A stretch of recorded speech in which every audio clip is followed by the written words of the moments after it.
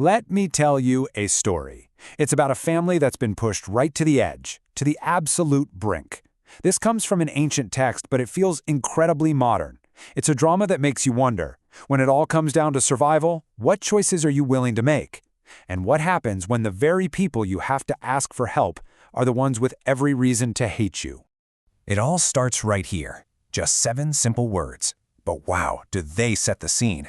This isn't just about being a little hungry. This is a full-blown crisis, a desperation so complete that it's about to force a truly terrible decision. Okay, so the family's grain supply from Egypt is completely gone. Their father, Jacob, turns to his sons and says, "All right, time to go back for more."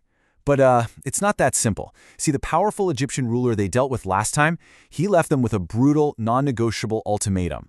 And this right here is the heart of the problem. That governor, who, little do they know, is actually their long-lost brother Joseph, demanded that they bring their youngest brother Benjamin with them. Now, for their father Jacob, this is an absolute nightmare. He already thinks he lost one beloved son, Joseph, years ago. Risking Benjamin? That's just unthinkable. So, you get this incredibly tense standoff. On one side, you have the father, Jacob. He's just so wrapped up in his grief and fear that he can't see anything else. He's lashing out, asking, "Why did you even mention him?" But on the other side, his son Judah is being brutally pragmatic. He's basically saying, "Dad, how could we know? The bottom line is, if we don't bring Benjamin, we don't get food, and if we don't get food, all of us die, including Benjamin." It's raw, painful logic crashing right into years of drama. In this is the moment the whole thing pivots. Judah steps forward and makes this unbelievably powerful personal promise. He's not just saying, "Hey, trust me." No, he is putting his entire future, his very life on the line. He's saying, "I will be the guarantee. If I don't bring him back, you can hold it against me forever." That personal vow, that's what finally breaks the deadlock. You can just feel the heartbreak in Jacob's response. It's a statement of complete and total surrender. He's not happy about it. He hasn't been convinced that he's wrong. He has just finally accepted that he's powerless. The famine is going to win unless he does this. He's letting his son go. So the impossible decision has been made. And it's fascinating. The second he agrees, Jacob, the grieving father, completely transforms into Jacob, the meticulous planner. He knows this is a high-stakes mission, and he starts laying out a strategy to give his sons the best possible chance of survival. He gives them this careful 4-step plan. Step 1, diplomacy. Pack up a gift with the best stuff you can find, honey, nuts, spices, to soften up this powerful ruler. Step 2, show you're acting in good faith. Bring double the money. Step 3 is key to proving they're not thieves. Return the money they mysteriously found in their sacks last time and just say, "Hey, this must have been some kind of mistake, an oversight." And then only after all that is ready comes step 4, the hardest one of all. Take Benjamin and go. And so they follow the plan to the letter. They pack the gifts, they take the money, and with their youngest brother in tow, they head back down to Egypt, ready to face the man who holds all the cards. But the moment they arrive, things immediately go off the rails. They were expecting a simple transaction, buy grain and leave. What they get instead is a sudden and pretty terrifying plot twist.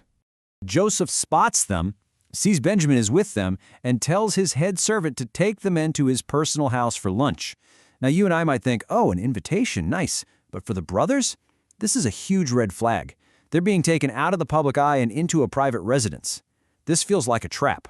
I mean, you have to imagine what's racing through their minds. What is going on? We just came here to buy some food, and now we're being escorted into the private home of the second most powerful man in the entire country? Their anxiety is just skyrocketed. And their minds immediately jump to one conclusion. It's about the money. That money they found in their sacks last time. They're convinced this is all an elaborate setup to accuse them of theft, seize their animals, and make them all slaves. This is their absolute worst-case scenario playing out. But the steward's response just throws them for a complete loop. He doesn't accuse them of anything. Instead, he says, "Peace be to you, don't be afraid." And then he says this really weird thing. "Your God must have given you treasure in your sacks because I had your money." It's so baffling. It's reassuring, but it makes no sense. And then, to top it all off, he brings up their brother Simeon, who'd been held there all this time. All right, now it's time for the main event. Joseph comes home for his midday meal. The brothers, now with Simeon, but still completely on edge and confused, get ready to finally face the man who has been pulling all the strings. Their approach is one of total submission. They bring out the gift their father sent, and they bow down to the ground. When Joseph asks about their father, they don't just say he's fine. They say, "Thy servant, our father, is in good health." They're making it crystal clear that they know who is in charge here. And then the room just seems to stop. Joseph looks past his other brothers, and his eyes land on Benjamin, his only full brother, the son of his own mother, Rachel. This is the first time he has seen him in more than 20 years. And in that one instant, the mask of the stern Egyptian ruler just cracks. He speaks directly to Benjamin, and he doesn't sound like a governor. He calls him my son, and gives him this incredibly warm, personal blessing. It's this flash of real, raw emotion that he just can't hide. In fact, the emotion is so overwhelming that Joseph can't even stay in the room. He has to quickly excuse himself, find a private chamber, and just weep. He's been playing this long, complicated game, but the sight of his little brother just breaks down all his defenses.